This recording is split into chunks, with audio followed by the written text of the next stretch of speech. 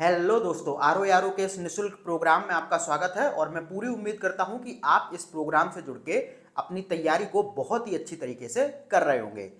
तो इस निशुल्क प्रोग्राम में शाम के टाइम पे यानी कि 6 बजे हम लोग लगातार भारत की संविधान और राज्य व्यवस्था का अध्ययन कर रहे हैं और 3 वीडियोस ऑलरेडी हो चुकी हैं।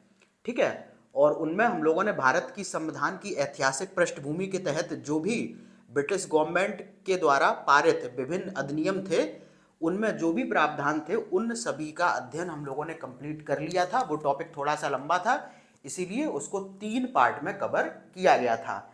अब भारतीय संविधान के अंतर्गत ये हम लोगों का दूसरा टॉपिक है और टॉपिक का नाम है संविधान सभा का गठन। ठीक है। तो आज हम लोग इसे कवर करने वाले हैं और ये एक ही वीडियो में पूरा कवर हो जाएगा।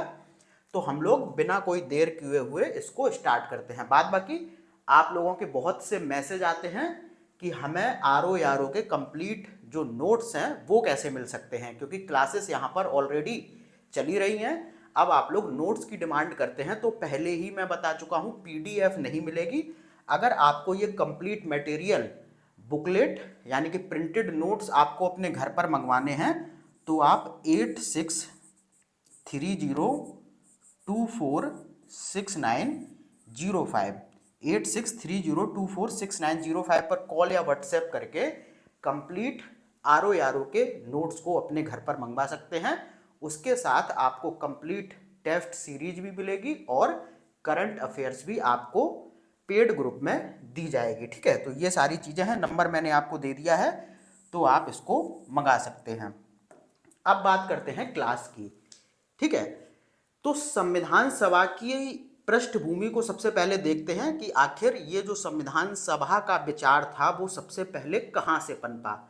अगर संविधान सभा के हम आधिकारिक निर्माण के लिए मांग की बात करें यानी कि आधिकारिक मांग की बात करें तो सबसे पहले 1935 में कांग्रेस द्वारा भारत के संविधान निर्माण के लिए आधिकारिक रूप से संविधान सभा के गठन की मांग की गई थी। तो ये बहुत बार क्वेश्चन पूछा जाता है कि किस वर्ष में या फिर किसके द्वारा पहली बार भारत के संविधान निर्माण के लिए आधिकारिक रूप से संविधान सभा के गठन की मांग की गई थी। तो कांग्रेस के द्वारा और 1935 में, कांग्रेस और 1935 ध्यान रखना। बाद बाकी ये शब्द जरूर याद रखना, आधिकारिक रूप से, क्योंकि इससे पहले भी संविधान सभा के गठन का विचार रखा जा चुका था। और कब रखा जा चुका था तो देखेंगे कि 1934 में स्वराज पार्टी पहले ही संविधान सभा के गठन की मांग रख चुकी थी और इसी वर्ष एमएन रॉय जो थे उनने भी संविधान सभा के गठन का विचार इसी वर्ष रखा था, यानी कि 1934 में। तो देखो 1934 में स्वराज पार्टी के द्वारा संविधान सभा के गठन की मांग की गई थी। इसी वर्ष एमएन रॉय ने भी संविधान सभा के गठन का विचार रखा। लेकिन अगर क्वेश्चन आपसे आधिकारिक रूप से संविधान सभा के गठन की मांग की बात वाले क्वेश्चन पूछ लिया जाए तो ये 1935 में कांग्रेस के द्वारा किया गया था। ठीक है। या फिर ये मांग कांग्रेस के द्वारा 1935 में की गई थी। ये हो गया। तो ये हो गई संविधान सभा की पृष्ठभूमि। ठीक है। उसके बाद देखते हैं कि क्या क्या विभिन्न चरण थे जिसके बाद संविधान सभा का गठन किया गया। तो सबसे पहले अगस्त प्रस्ताव। अब ये अगस्त प्रस्ताव क्या है तो 1938 में कांग्रेस की तरफ से जवाहरलाल नेहरू घोषणा करते हैं कि स्वतंत्र भारत का निर्माण मताधिकार के आधार पर चुनी हुई संविधान सभा के द्वारा किया जाएगा। यहां पर शायद कुछ मिस्टेक है। स्वतंत्र भारत के संविधान का निर्माण वयस्क मताधिकार के आधार पर चुनी हुई संविधान सभा के द्वारा किया जाएगा और इसमें कोई भी बाहरी हस्तक्षेप नहीं होगा। ठीक है। इसको ही 1940 के अगस्त प्रस्ताव के नाम से इसको जाना जाता है और ब्रिटिश सरकार ने जवाहरलाल नेहरू के इस प्रस्ताव को स्वीकार किया था। प्रस्ताव क्या था कि जो स्वतंत्र भारत के संविधान का निर्माण होगा वो एक वयस्क मताधिकार के आधार पर चुनी हुई संविधान सभा के द्वारा किया जाएगा।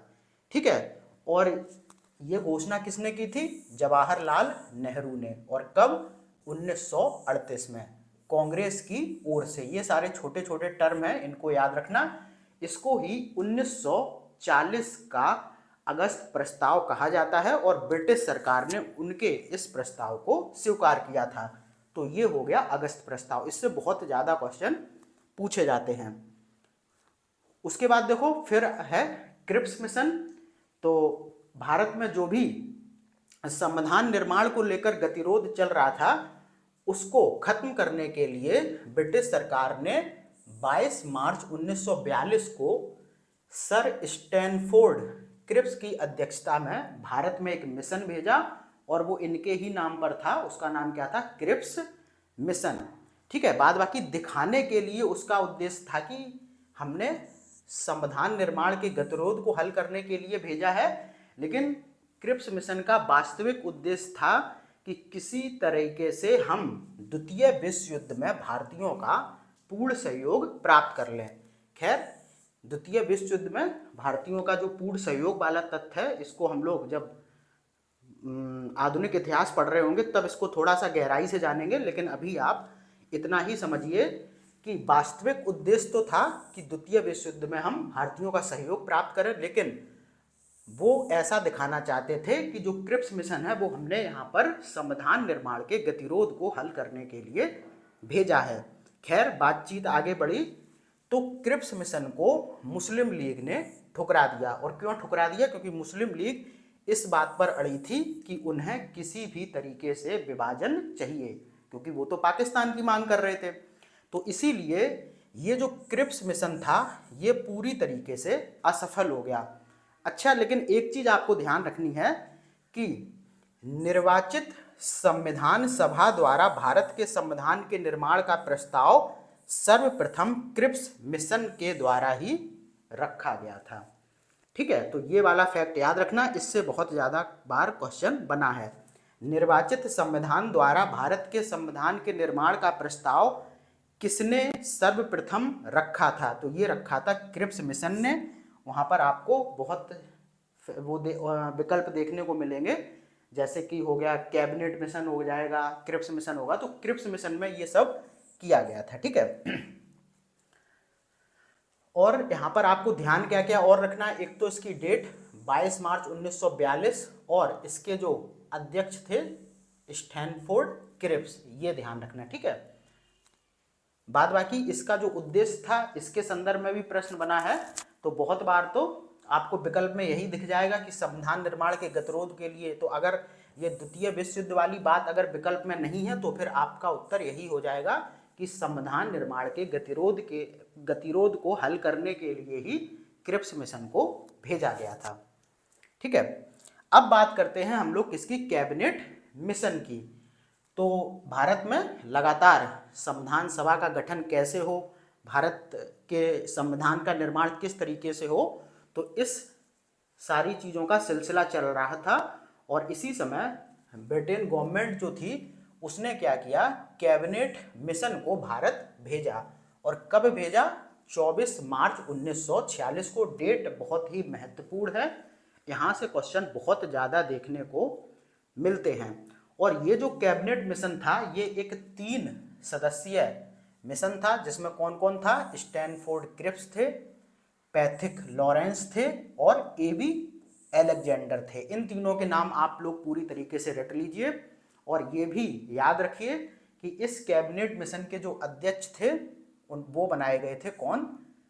Stanford Cripps. ठीक है, बाद बाकी इनका व्यक्तिगत परिचय भी दिया गया है कि जो स्टैनफोर्ड क्रिप्स थे वो अध्यक्ष बोर्ड ऑफ ट्रेड थे, पैथिक लॉरेंस जो थे वो भारत सचिव थे और जो एबी एलेक्जेंडर थे वो नौसेना मंत्री थे। तो कुल मिलाकर यहाँ पर याद रखने की जरूरत है, एक डेट को याद रखिए।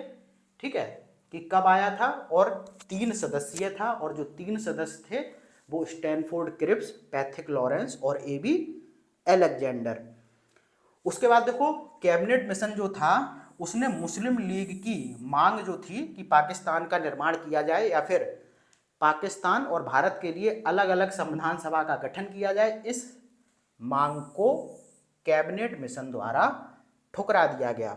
ठीक है, लेकिन अंत में संविधान सभा का गठन कैबिनेट मिशन योजना के अंतर्गत नवंबर 1946 में किया गया। ठीक है, तो ये क्वेश्चन बहुत पूछा जाता है कि संविधान सभा का गठन निम्नलिखित में से किस मिशन के द्वारा या फिर किस योजना के द्वारा किया गया, तो कैबिनेट मिशन योजना के द्वारा, और कब, नवंबर 1946 में। ठीक है, आगे बढ़ते हैं।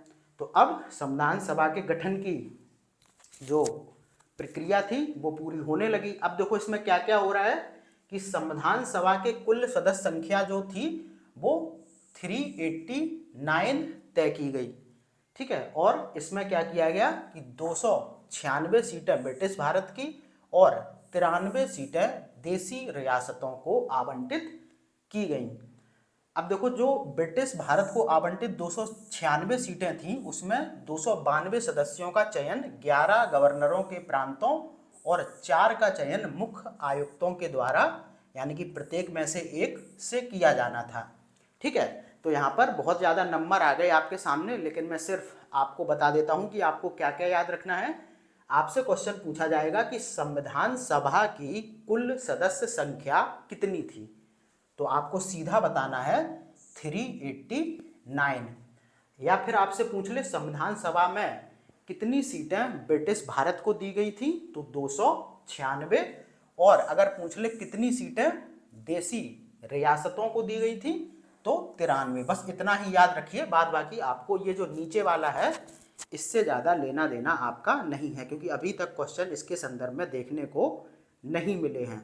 अब देखो सीटों का आवंटन कैसे किया गया था, तो सीटों का आवंटन किया गया था जनसंख्या के अनुपात में। ये भी क्वेश्चन पूछा जा चुका है कि संविधान सभा में सीटों का आवंटन कैसे किया गया था या फिर किस आधार पे किया गया था, तो ये किया गया था जनसंख्या के अनुपात में।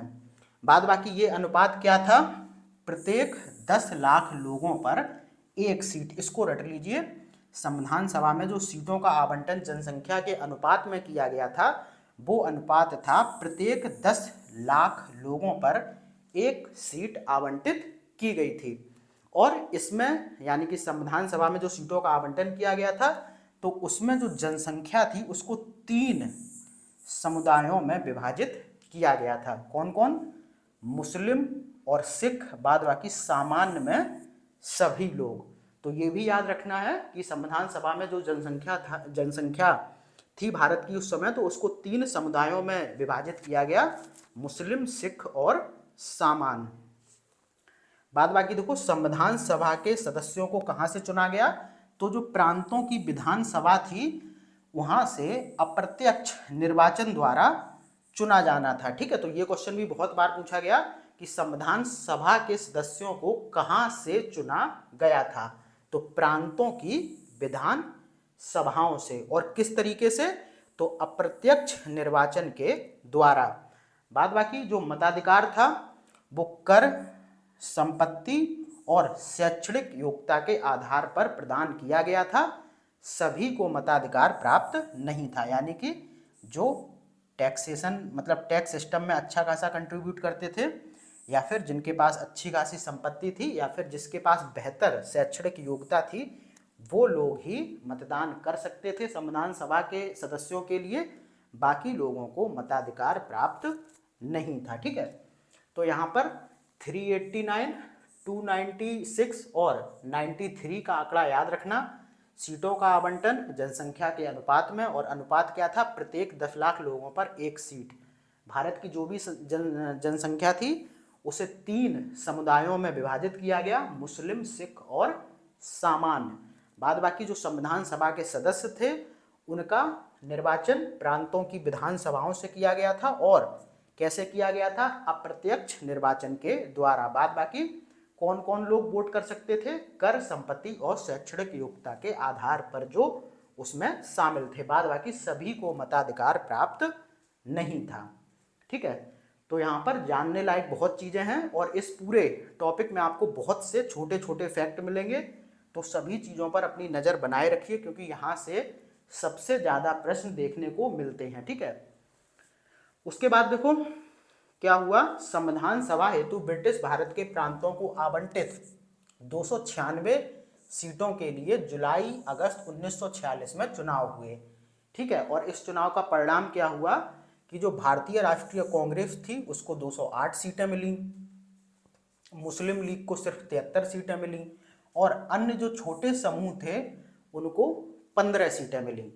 और इस समय अगर संविधान सभा में देखा जाए तो देश की सभी बड़ी हस्तियां शामिल थीं, सिर्फ एक को छोड़कर, और वो थे महात्मा गांधी। तो ये क्वेश्चन भी पूछा गया है कि संविधान सभा में निम्नलिखित में से कौन शामिल नहीं था। ठीक है, तो आपको ध्यान रखना है कि जो महात्मा गांधी थे वो संविधान सभा में शामिल नहीं थे। अब देखो संविधान सभा का गठन हो गया। ठीक है, उसके बाद संविधान सभा की पहली बैठक होती है। कब होती है? 9 दिसंबर 1946 को। बहुत ही इंपॉर्टेंट डेट है, बार बार ये कहीं ना कहीं पूछी जाती है, तो इसको पूरी तरीके से रट लीजिए कि संविधान सभा की प्रथम बैठक हुई थी कब? 9 दिसंबर 1946 को। और जब संविधान सभा की पहली बैठक हुई थी तो उस समय अस्थायी तौर पर डॉक्टर सच्चिदानंद सिन्हा को इस सभा का अध्यक्ष बना दिया गया था। लेकिन उसके बाद फिर संविधान सभा का स्थायी अध्यक्ष डॉक्टर राजेंद्र प्रसाद को बना दिया। ठीक है, तो दो फैक्ट ये हो गए। एक, संविधान सभा का अस्थायी अध्यक्ष कौन था? डॉक्टर सच्चिदानंद सिन्हा। या फिर इस तरीके से क्वेश्चन पूछा जाता है कि संविधान सभा का पहला अध्यक्ष कौन था? तो अगर विकल्प में बहुत बार क्या करता है कि सच्चिदानंद सिन्हा भी दे देता है, तो आपको ध्यान रखना है कि आपको सच्चिदानंद सिन्हा ही टिक करना है। अगर ये ना देकर और फिर डॉक्टर राजेंद्र प्रसाद दे देता है तो आपको राजेंद्र प्रसाद पर टिक करना है। ठीक है, बाद बाकी ये अस्थाई थे और ये स्थाई। ठीक है, ये आपको ध्यान रखना है। बाद बाकी पहली बैठक की डेट 9 दिसंबर 1946 को याद रखना है। फिर देखो जो संविधान सभा की पहली बैठक हुई, इस बैठक का मुस्लिम लीग ने बहिष्कार कर दिया। ठीक है, क्योंकि वो तो पूरी तरीके से विभाजन पर तुले हुए थे, इसलिए सिर्फ 211 सदस्यों ने संविधान सभा की पहली बैठक में भाग लिया। ठीक है, बाद बाकी क्वेश्चन ये भी पूछा गया है कि इस समय संविधान सभा के उपाध्यक्ष कौन थे? तो एच.सी. मुखर्जी। ध्यान रखना, ये क्वेश्चन पूछा गया है कि संविधान सभा के उपाध्यक्ष कौन थे। उसके बाद ये भी पूछा गया है कि संविधान सभा के संवैधानिक सलाहकार कौन थे? तो सर बी.एन. राव। ठीक है, तो ये चार नाम है, डॉक्टर सच्चिदानंद सिन्हा, डॉक्टर राजेंद्र प्रसाद, एच.सी. मुखर्जी और सर बी.एन. राव। इन चारों के नाम याद रखिए, साथ में ये डेट। बाद बाकी इनको भी थोड़ा देख लीजिए कि कांग्रेस को 208 सीटें मिली और मुस्लिम लीग को 73। बाद बाकी गांधी जी संविधान सभा में शामिल नहीं थे। उसके बाद देखो संविधान सभा में कुछ महिलाएं भी चुनकर आई थी और उनकी कुल संख्या कितनी थी? 15 है। पहले तो यही याद कर लीजिए कि संविधान सभा में महिलाओं की कुल संख्या कितनी थी? 15। ठीक है, तो 15 के नाम तो मैं आपको नहीं बताऊंगा, आप चाहें तो इसको सर्च कर सकते हैं, लेकिन मैं आपको उन प्रमुख महिलाओं के नाम बता देता हूं जो परीक्षा की दृष्टि से बहुत ही इंपॉर्टेंट हैं। तो उसमें कौन कौन थी देखो, विजय लक्ष्मी पंडित, राजकुमारी अमृत कौर, सरोजनी नायडू और सुचेता कृपलानी। आप भी जानते हैं ये चारों महान हस्तियां हैं और इनके संदर्भ में प्रश्न बहुत बार पूछा जाता है। तो संविधान सभा में महिलाओं की कुल संख्या 15 थी और उसमें अगर हम चार सबसे प्रमुख महिलाओं की बात करें तो विजय लक्ष्मी पंडित, राजकुमारी अमृत कौर, सरोजनी नायडू और सुचेता कृपलानी। उसके बाद देखो इसमें एक चीज और हुई थी कि जो मौलाना अबुल कलाम आजाद थे उन्होंने संविधान सभा में वयस्क मताधिकार को 15 वर्ष के लिए स्थगित करने का प्रस्ताव रखा था, लेकिन डॉक्टर राजेंद्र प्रसाद और जो पंडित जवाहरलाल नेहरू थे उन्होंने इस वयस्क मताधिकार को बहुत जोरदार ढंग से अपनाने का समर्थन किया था। तो ये फैक्ट भी पूछा जा चुका है कि निम्नलिखित में से किसने संविधान सभा में वयस्क मताधिकार को 15 वर्ष के लिए स्थगित करने का प्रस्ताव रखा था। तो मौलाना अबुल कलाम आजाद। बाद बाकी डॉक्टर राजेंद्र प्रसाद और पंडित जवाहरलाल नेहरू इस वयस्क मताधिकार के पूरी तरीके से समर्थन में थे, ये आपको ध्यान रखना है। उसके बाद देखो संविधान सभा की विभिन्न समितियां गठित की गई, ठीक है, क्योंकि बहुत से काम होने थे तो विभिन्न समितियों के माध्यम से ये कार्य किए जाने थे। तो हर समिति का एक अध्यक्ष था। तो इस संदर्भ में भी बहुत क्वेश्चन बनते हैं कि संविधान सभा की विभिन्न समितियों के अध्यक्ष कौन कौन थे। तो इनको हम लोग देख लेते हैं, इनको आप लोग भी रट लीजिए। देखो संघ शक्ति समिति और संघीय संविधान समिति और राज्यों के लिए समिति, इसके अध्यक्ष थे कौन? जवाहरलाल नेहरू। प्रांतीय संविधान समिति के अध्यक्ष कौन थे? सरदार पटेल। प्रारूप समिति, ये तो सबको पता होगा, डॉक्टर भीमराव अंबेडकर।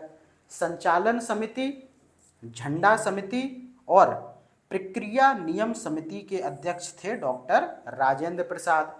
सदन समिति के अध्यक्ष कौन थे? पटाभी सीतारामैया। मूल अधिकार एवं अल्पसंख्यकों हेतु सलाहकार समिति के अध्यक्ष कौन थे? सरदार पटेल। मूल अधिकार उप समिति के प्रमुख कौन थे या फिर अध्यक्ष कौन थे? जेबी कृपलानी। अल्पसंख्यक उप समिति के अध्यक्ष कौन थे? एचसी मुखर्जी। संविधान सभा के कार्यों हेतु संबंधी समिति के अध्यक्ष कौन थे? जीबी मावलंकर। कार्य संचालन समिति के अध्यक्ष कौन थे? Doctor K M. मुंशी। अब आपको देखो ये ध्यान रखना है कि इसमें से ज्यादातर समितियों के अध्यक्ष के संदर्भ में क्वेश्चन बन चुका है, ठीक है। तो इन सारों को ही आपको रटना है, इसमें से कोई भी छोड़ना नहीं है। अब बढ़ते हैं आगे। अब इन समितियों में जो सबसे इंपॉर्टेंट थी वो थी कौन?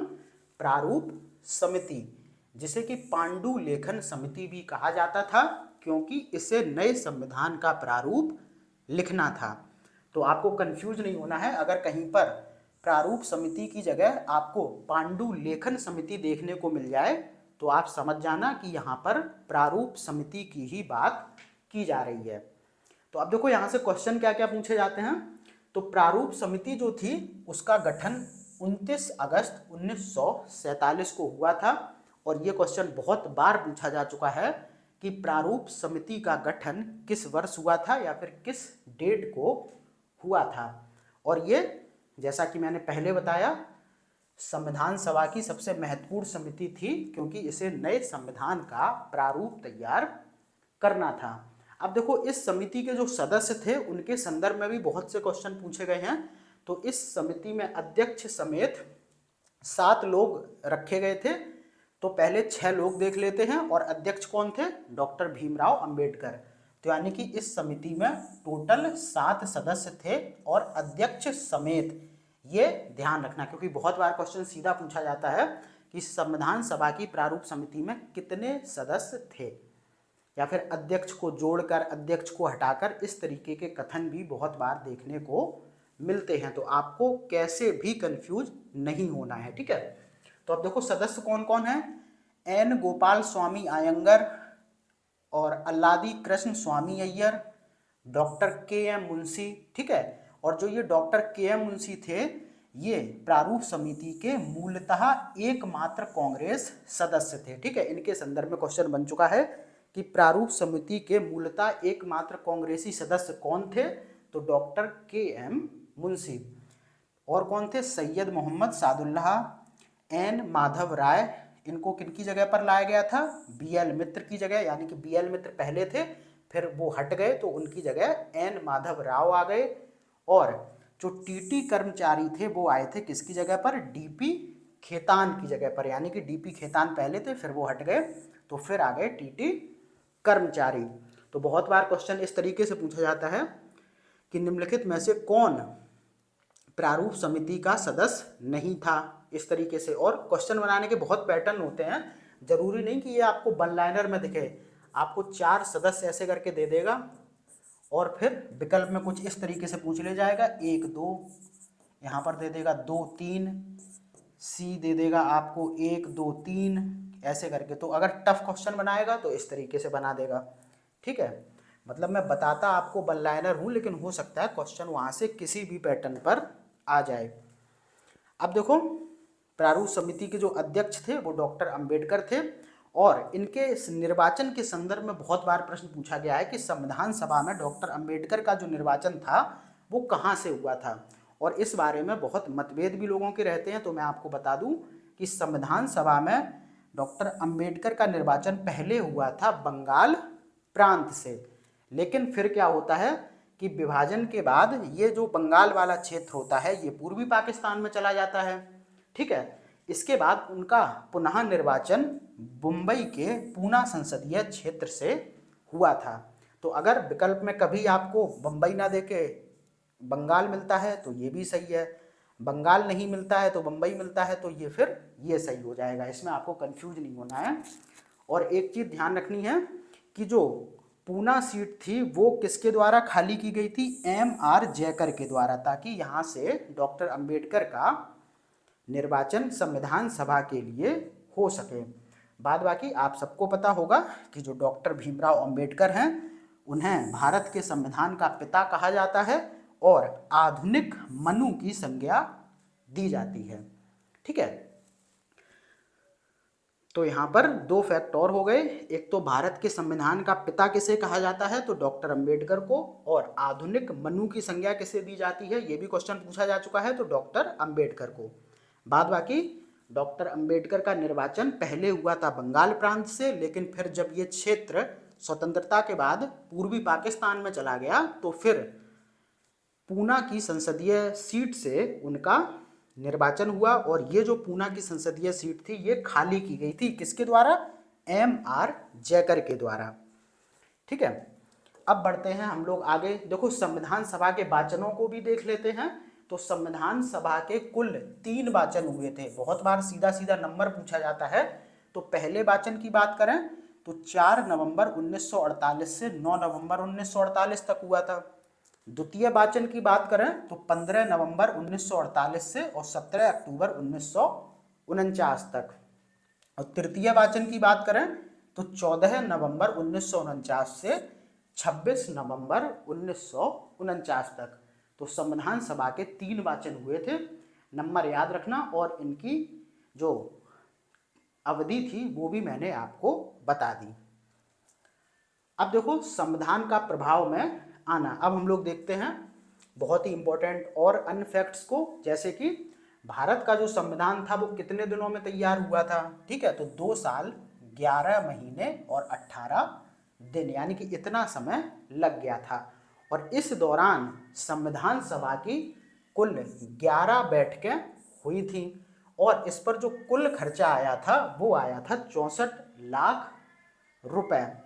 और जो संविधान का निर्माण था वो 26 नवंबर 1949 को पूरा हुआ था, और इसी दिन भारत के लोगों के द्वारा संविधान को अंगीकृत, अधिनियमित और आत्मार्पित किया गया था। अब देखो यहाँ से बहुत से फैक्ट पूछे जाते हैं कि भारत का संविधान कितने दिनों में बनके तैयार हुआ, तो 2 साल 11 महीने 18 दिन। उसके बाद देखो संविधान सभा के निर्माण के दौरान संविधान सभा की कुल कितनी बैठकें हुई, तो 11 बैठक। संविधान के निर्माण पर कुल कितना खर्चा आया, तो 64 लाख। भारत का संविधान कब बनकर तैयार हुआ, 26 नवंबर 1949 को। किस दिन भारत के संविधान को अंगीकृत या फिर अधिनियमित या फिर आत्मार्पित किया गया, तो 26 नवंबर 1949 को। अच्छा, 26 नवंबर 1949 को भारत का संविधान अंगीकृत किया गया था या फिर बनकर तैयार हुआ था, इसीलिए 26 नवंबर को भारत में संविधान दिवस के रूप में भी मनाया जाता है। और इसकी शुरुआत जो हुई थी वो हुई थी 2015 से, और 2015 से शुरुआत करने का जो उद्देश्य था वो ये था कि इस दिन जो हमारे संविधान के निर्माता हैं डॉक्टर भीमराव अंबेडकर, उनकी 125वां उनका जन्मदिन था। इसीलिए 2015 से 26 नवंबर को संविधान दिवस को मनाने की शुरुआत की गई थी, ठीक है। अब देखो 24 जनवरी 1950 को संविधान सभा की अंतिम बैठक हुई थी और 26 जनवरी 1950 को जो संविधान था वो पूर्ण रूपेण प्रभावी हुआ था। अब देखो, आपको कंफ्यूज नहीं होना है। देखो, संविधान बनकर तैयार हुआ था 26 नवंबर 1949 को और इस दिन अंगीकृत किया गया था, यानी कि उसे अपनाया गया था, ना कि उसको प्रभावी बना दिया गया था, यानी कि उसको लागू नहीं किया गया था। लागू कब किया गया? लागू किया गया 26 जनवरी 1950 को। और संविधान सभा की अंतिम बैठक कब हुई थी? तो 24 जनवरी 1950 को। ये सारा डेट का खेल है, इसको याद रखना। अब देखो, जो 26 नवंबर 1950 की तिथि संविधान को पूरे तरीके से लागू करने के लिए चुनी गई थी, वो इसलिए क्योंकि कांग्रेस ने 1930 में 26 जनवरी को भारत का स्वतंत्रता दिवस मनाया था। ठीक है, तो ये आपको ध्यान रखना है। बाद बाकी जो संविधान सभा थी, अब वो भारत की प्रथम संसद बन चुकी थी और इसके प्रथम अध्यक्ष कौन थे? जीबी मावलंकर।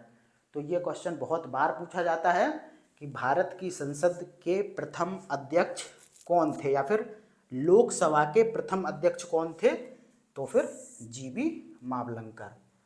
ठीक है, उसके बाद देखो, जो संविधान 26 जनवरी 1950 को लागू किया गया था उसमें क्या क्या था?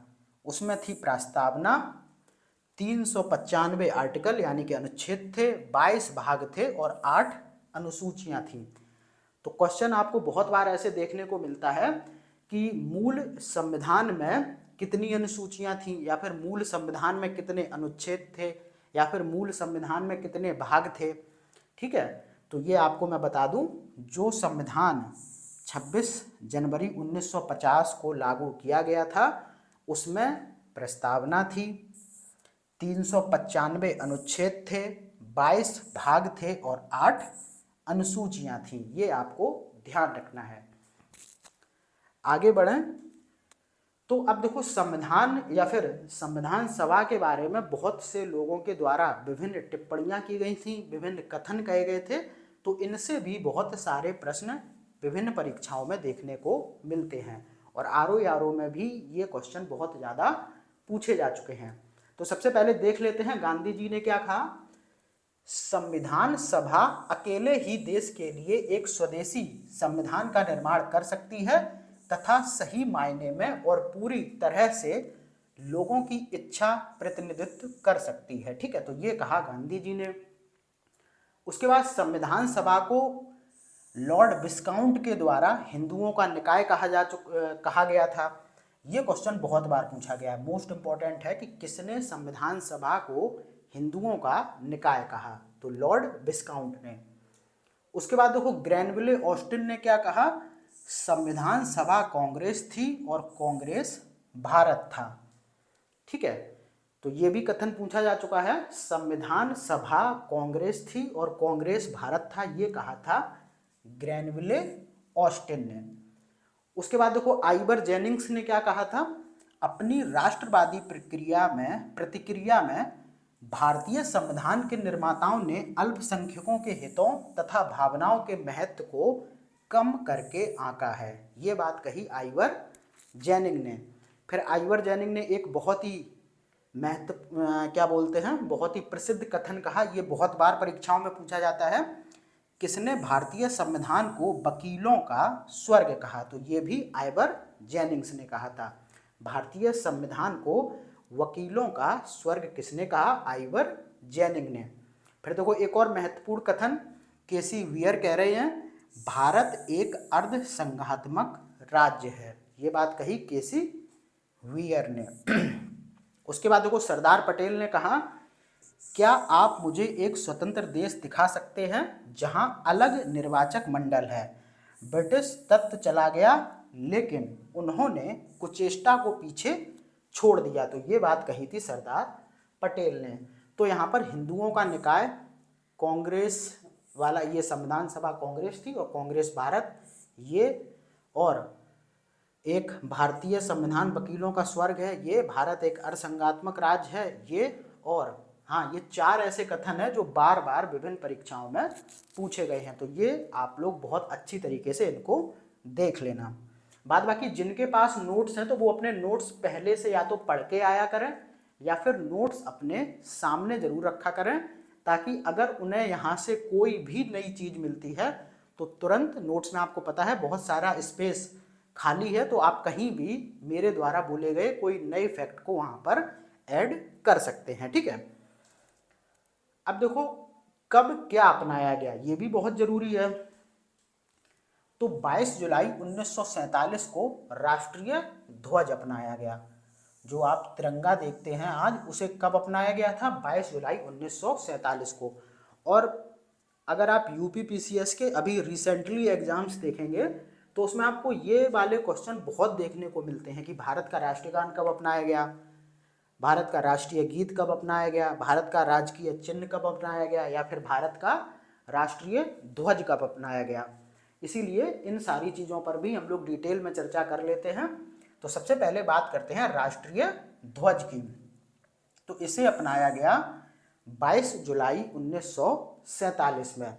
थोड़ा सा बात अगर हम लोग राष्ट्रीय ध्वज की करें तो इसके लंबाई चौड़ाई का अनुपात 3:2 है। और इसके रंगों की बात करें तो केसरिया, ठीक है, और फिर आप देखेंगे सफ़ेद है, और फिर कैसा है? हरा है।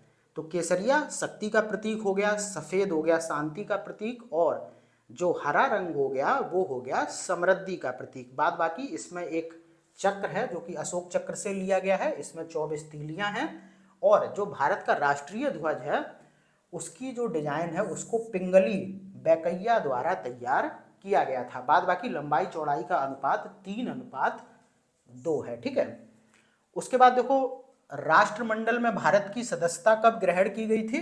तो मई 1949 में। राष्ट्रमंडल क्या होते थे? यानी कि जो भी देश जो कभी ना कभी ब्रिटिश गवर्नमेंट के उपनिवेश रहे हैं, तो ये राष्ट्रमंडल उन सभी देशों का संगठन था। तो इसकी सदस्यता भारत को मई 1949 में दे दी गई। उसके बाद देखो भारत का जो राष्ट्रीय गान था उसे 24 जनवरी 1950 को अपनाया गया। राष्ट्रीय गीत था, इसे भी 24 जनवरी 1950 को अपनाया गया। और जो राष्ट्रपति थे वो भी 24 जनवरी 1950 को नियुक्त किए गए थे पहली बार। तो अब यहाँ पर देखो जो राष्ट्रीय गीत है उसे बंकिम चंद्र चटर्जी द्वारा संस्कृत में रचा गया था, और राष्ट्रीय गीत क्या है? वंदे मातरम। ठीक है, और जो राष्ट्रपति हैं भारत के वो पहले कौन है? राजेंद्र प्रसाद। ये तो सब बच्चों वाली चीज़ें हैं और मुझे पूरी उम्मीद है ये सारी चीज़ें आपको आती होंगी। बस यहाँ पर फोकस जो मेन करिए वो ये कि किस तिथि को क्या अपनाया गया। अब देखो जो भारत का राजकीय चिन्ह है वो 26 जनवरी 1950 को अपनाया गया, और भारत का जो राजकीय चिन्ह है वो सारनाथ के अशोक स्तंभ से लिया गया है। ये सारी चीज़ें तो पता होंगी। अब देखो एक बार फिर से डेट देख लो, 24 जनवरी 1950 राष्ट्रीय गान, राष्ट्रीय गीत और राष्ट्रपति। ठीक है, और फिर उसके जस्ट 2 दिन बाद 26 जनवरी को राजकीय चिन्ह, 22 जुलाई 1947 को राष्ट्रीय ध्वज, और राष्ट्रमंडल की सदस्यता मई 1949 में। तो इस तरीके से आपने देखा कि संविधान सभा का गठन हुआ और कैसे उसने संविधान का निर्माण किया, उसको अंगीकृत किया और फिर उसको लागू किया। फिर जितने हमारे ये राजकीय प्रतीक हैं इनको अपनाया गया। तो ये सारी चीज़ें आपने देखी, और ये एक ऐसा चैप्टर था, यहाँ से आपको क्वेश्चन मैं फिर कह दे रहा हूँ बहुत ज़्यादा देखने को मिलते हैं। तो जितने भी फैक्ट मैंने बताए हैं अगर आप उनको अच्छी तरीके से कंठस्थ कर लेते हैं तो यहाँ से बनने वाले 90% क्वेश्चन आपकी मुट्ठी में होंगे। ठीक है, तो फिर ठीक है, मिलते हैं अगली वीडियो में। तब तक के लिए धन्यवाद।